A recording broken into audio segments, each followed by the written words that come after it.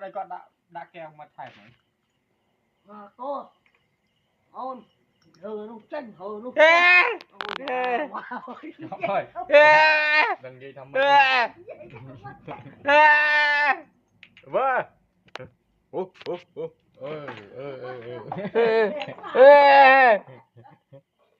bà đã phê nhây rồi nhỉ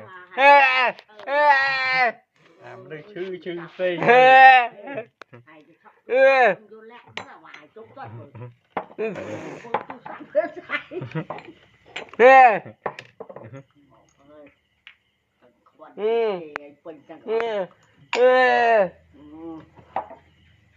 vô tôi sắp chết mới lên nó thôi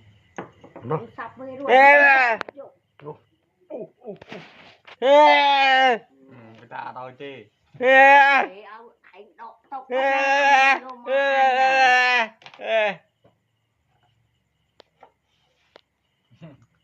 mưa ôi thọt thải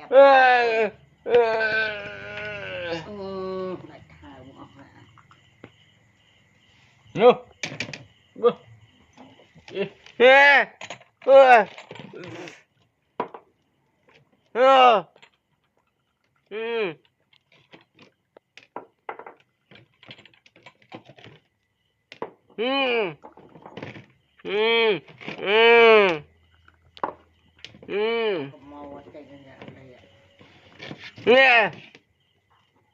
đi nó hơi o hơi